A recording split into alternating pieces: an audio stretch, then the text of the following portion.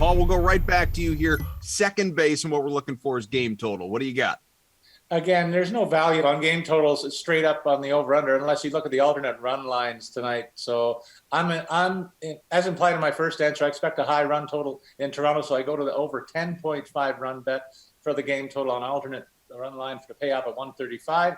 I also see value in taking the Astros and Twins with their potent offenses combining for a high scoring game there with the take at plus 10.5 and a similar bet to pay off at plus 130. In fact, I think the Astros could go over that mostly by themselves against Twins starter Griffin Jax.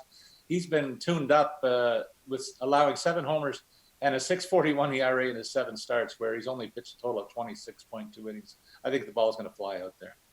Nick, I'm going to put your feet to the Friar, my friend. What do you have here?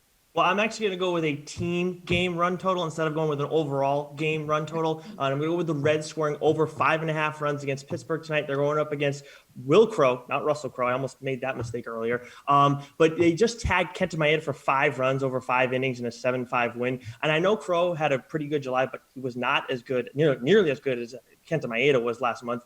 And then when he's a guy that gets tagged on pitches in the zone too. So anytime I'm getting a guy like that out and in someone who doesn't get hitters to chase pitches out of the zone, I'm going to go and try and target him with an offense. And then when you're looking at the Reds too, they have the best OPS against right-handed pitching over the last couple of weeks, 4th in ISO during that span. And then they have the 3rd best WOBA against right-handed pitching this season. And then the 4th best OPS against right-handed pitching this season. And then the Pirates bullpen is not good too. So that helps in all this.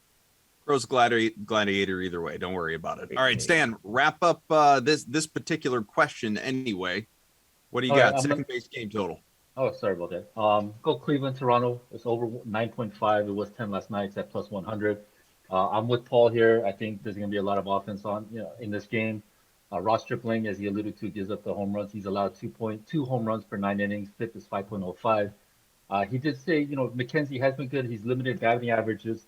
He has a lot of swing and miss to his game, but he also walks a lot of guys, and he also serves at 1.99 home runs per night. So I think he's definitely gettable. The game is in Dunedin, Florida, so that ballpark, it's massive for offense. In terms of park factors, they're first in runs scored and 3rd in home runs. So I like a lot of offense in this game.